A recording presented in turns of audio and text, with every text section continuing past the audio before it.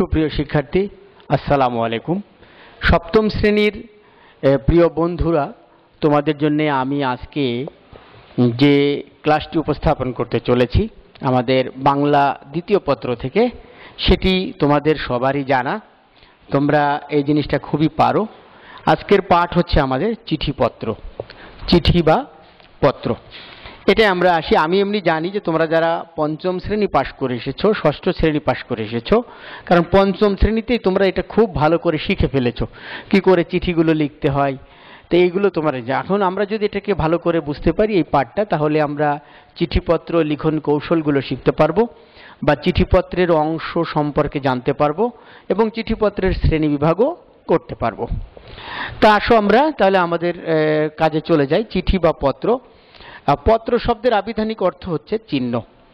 পত্র অর্থ চিঠি আর লিখন অর্থ লেখা, অর্থাৎ পত্র লিখন মানে হলো চিঠি লেখা।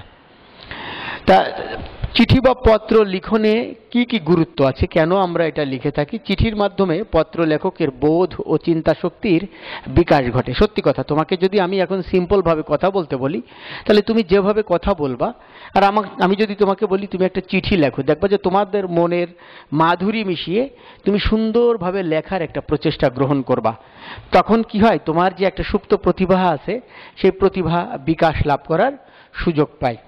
তারপরে ভাষার অনুশীলন হয়। ভাষার অনুশীলন মানে দেখা যাচ্ছে যে তোমার একাধিক শব্দ আছে, ভাষার মধ্যে একাধিক শব্দ আছে, কোন শব্দটা লিখলে বেশি সৌন্দর্য হবে সেই শব্দ খুঁজে খুঁজে লেখার একটা প্রবণতা তোমার মধ্যে তৈরি, একটা টেন্ডেন্সি আসে মনের মধ্যে যে না, আমি একটু ভালো ভাষায় কথা বলি, একটু সুন্দর করে কথা বলি, যেন আমার চিঠিটা তার কাছে হৃদয়গ্রাহী হয় এবং তোমার মধ্যে যে সুন্দর ভাষা বোধ আছে এটা যেন বোঝা যায়। তো সেজন্য সবাই এরকম করেই করবে, যে কেউ একটা চিঠি লিখতে গেলে সুন্দর করে লিখবে আর স্বাধীনভাবে সুন্দর করে নিজেকে উপস্থাপিত করার শক্তি অর্জিত হয়। আসলে যখন তুমি চিঠি লিখবা, সেই চিঠিটা কোনো অফিসিয়াল চিঠিগুলো বাদে যখন তুমি ব্যক্তিগতভাবে কোনো চিঠি লিখবা, তার মাধ্যমে কিন্তু তোমার মনের একটা চিন্তা চেতনা, তুমি মানে এটার তো কোনো নির্দিষ্ট নেই, বডি অফ দ্য লেটারে এসে তোমার মনের মাধুরী মিশিয়ে তুমি যেরকম ইচ্ছা সেরকম চিঠি লিখতে পারো আর কি। তো যাই হোক, এবার শিক্ষার প্রধান অঙ্গ বলে পরিগণিত হয়। তা শিক্ষার প্রধান অঙ্গ অর্থাৎ তোমার এই চিঠি বা পত্রগুলো, এর মাধ্যমে আমরা এটাকে শিক্ষার প্রধান অঙ্গ পরিণত করতে পারি। অর্থাৎ চিঠিপত্রের মাধ্যমে তুমি যে শিক্ষা গ্রহণ করছো, তোমার সেই শিক্ষা জীবনটা অত্যন্ত ভালো একটা অবস্থা, মানে তোমার নিজের পারঙ্গমতা। তুমি একটা চিঠি যখন লিখবে, আমি কেন বলছি কথাটা, ধরো তুমি যদি কোনো প্রশ্নের উত্তর লিখতে চাও, তখন দেখা যায় তোমাকে একটা পরিস্থিতির উপরে ভিত্তি করে প্রশ্নের উত্তর লিখতে হয়। কিন্তু যখন তুমি পত্র বা চিঠি লিখতে চাও, তখন দেখা যায় যে তোমার মানে একটা সিস্টেমকে ফলো করে তোমার নিজের চিন্তা চেতনাগুলো তুমি এর মাধ্যমে প্রকাশ করতে পারো। আসো আমরা দেখি পত্র বা চিঠির প্রকারভেদ। পত্রের বিষয়বস্তু ও পত্র প্রাপকের ভিন্নতা অনুসারে পত্রসমূহকে কয়েক ভাগে ভাগ করা যেতে পারে। যেমন এক আছে ব্যক্তিগত পত্র, দুই আবেদনপত্র। এই ব্যক্তিগত পত্র এবং আবেদনপত্র এই দুইটাই তোমরা ভালো করে জানো বা শিখে ফেলেছো।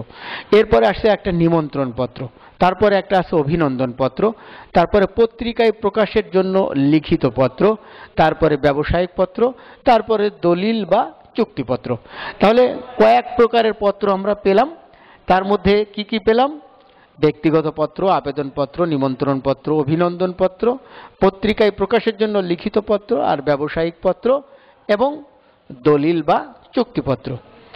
আসো এখন একটা পত্র বা চিঠির প্রধান কয়টি অংশ থাকে? প্রধান অংশ থাকে একটি পত্রের 6টি অংশ থাকে। সেগুলো হলো শিরোনাম। আমি বুঝিয়ে বলবো কোনটা শিরোনাম।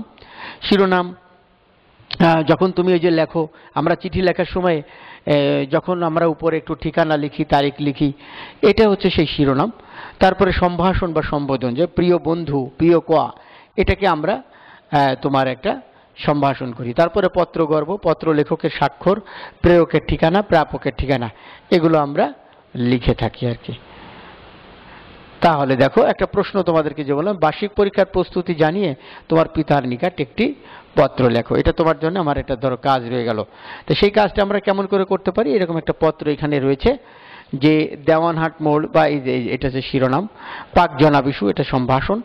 আর আমার সশ্রদ্ধ সালাম গ্রহণ করবেন। আশা রাখি করুণাময়ের অশেষ কৃপায় আপনি কুশলে আছেন। আমিও আপনার দোয়ায় আল্লাহর রহমতে ভালো আছি। পর সমাচার, আব্বা গত সোমবার আপনার চিঠি পেয়েছি। পরীক্ষা নামক বৈতরণী পার হওয়ার জন্য আমি ইতিমধ্যে সম্পূর্ণ প্রস্তুতি গ্রহণ করেছি। আপনার চিঠির পরামর্শ এক্ষেত্রে আমাকে আরও এক ধাপ এগিয়ে দেবে। আমি জানি সংসার সমরাঙ্গনে নিজেকে উপযুক্তভাবে তৈরি করতে বই পড়ার কোনো বিকল্প নেই।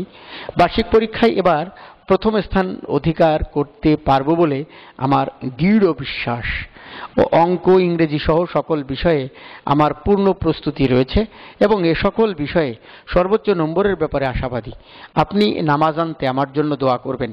তো একটা জিনিস ভালো করে বোঝার চেষ্টা করো, এখানে একটা চিঠির ভাষাটা দেখো। সাধারণত এই ভাষায় কিন্তু আমরা কথা বলি না, এটা ভদ্রচিত ভাষা। আমরা চেষ্টা করেছি।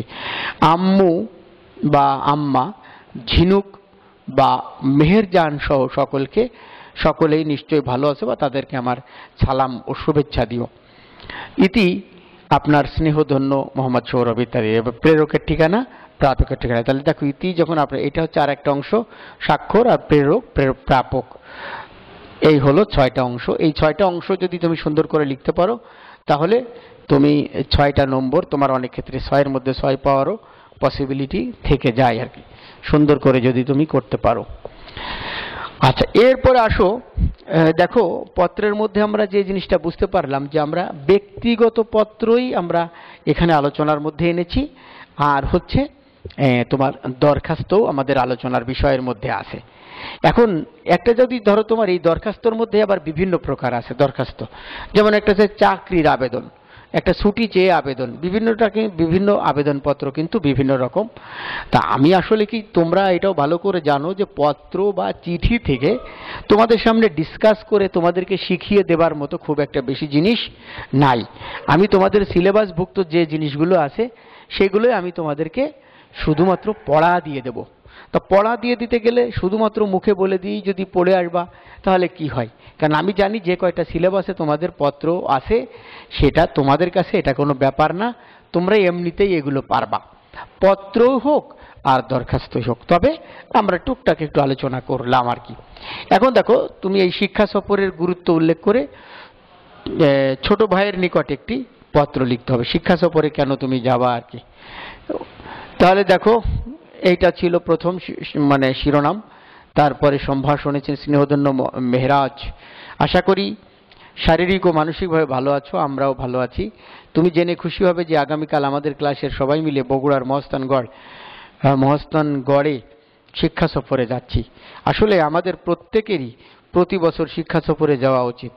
যেমন ধরো, আমরা যদি মহস্তানগড়ে যাই তবে সেখানকার অনেক পুরাকীর্তি দেখতে পাবো এবং সেই বৌদ্ধ যুগের স্থাপত্য ভাস্কর্য সম্পর্কে জানতে পারবো। তাছাড়া জাতীয় ইতিহাস আমাদের সকলেরই জানা প্রয়োজন। শুধু বই পড়ে পরিপূর্ণ জ্ঞান লাভ করা যায় না। ইতিহাস সমৃদ্ধ জায়গাগুলোতে শিক্ষা সফরের মাধ্যমে জ্ঞানের পূর্ণতা অর্জন সম্ভব। বাস্তব শিক্ষার জন্য শিক্ষা সফরের কোনো বিকল্প নেই। আবার আমরা যে গণ্ডিবদ্ধ জীবনযাপন করি সেই নিয়মের বাইরে গিয়ে একঘেয়েমি পরিহার করতে হলেও শিক্ষা সফর প্রয়োজন। এ সফর আমাদের সাংগঠনিক দক্ষতা বাড়াবে এবং নতুন উদ্যমে কাজ করতে উৎসাহ যোগাবে। আশা করব তোমারও এ ব্যাপারে আগ্রহ তৈরি হবে। আব্বা আম্মাকে সালাম আর প্রত্যাশাকে শুভেচ্ছা জানিও। সময় পেলে তুমি আমাকে চিঠি লিখো। ইতি তোমার বড় ভাই মনসুর। তাহলে দেখো, এইখানে আবার সেই প্রেরক এবং প্রাপক। তা আসলে আমি যে কথাটা বলছিলাম, এরকম ব্যক্তিগত পত্র তোমরা ভালো করেই জানো।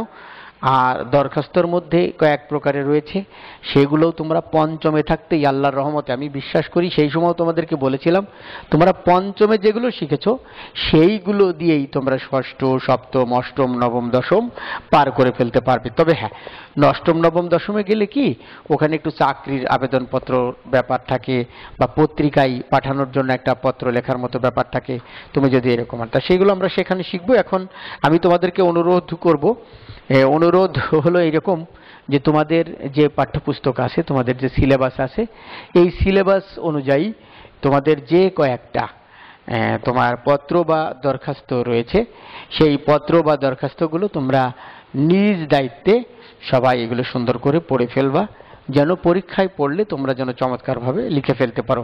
তবে একটা জিনিস মাথায় রাখতে হবে যে তোমরা অবশ্যই তোমরা যে জিনিসটা করবে, যে এই যে যে পত্রের 6টা অংশ, এটাকে ধরে ধরে ধরে ধরে লিখতে হবে। কিন্তু এখান থেকে ছোট একটা অংশও যদি বাজে, ধরো তুমি স্বাক্ষর যদি করে না থাকো, তাহলে কিন্তু তোমার 1 নাম্বার কাটা। তাহলে প্রেরক বা প্রাপকের ঠিকানা যদি তুমি না দাও, তাও কিন্তু তোমার 1 নম্বর কাটা। তো এটা মাথায় রাখতে হবে আর কি। তো যাই হোক, আমি বিশ্বাস করি তোমরা চমৎকারভাবে বাসায় পড়ে নেবে, বাবা মায়ের কথা শুনবে। আর আসো, আমরা এই যে দুটো চিঠি শিখে আমরা ব্যক্তিগত বা এরকম আর কি, যে আমাদের লিখে আমাদের যে ইমো নাম্বার আছে বা তোমার ভাইবার আছে, সেখানে তোমরা যদি কেউ লিখে থাকো সেটা আমাদেরকে পোস্ট করতে পারো। তা এই ছিল আজকের ক্লাস। আমি তোমাদের প্রতি প্রত্যাশা রাখছি যে তোমরা সুন্দরভাবে বাসায় বসে পড়াশোনা করছো, তোমাদের পরীক্ষার প্রস্তুতি গ্রহণ করছো, এবং পরীক্ষা যখন হবে তখন তোমরা এসে চমৎকারভাবে পরীক্ষা দিতে পারবে। ধন্যবাদ সবাইকে। সবাই ভালো থাকো, সুস্থ থাকো, এই কামনা শেষ করছি। আল্লাহ।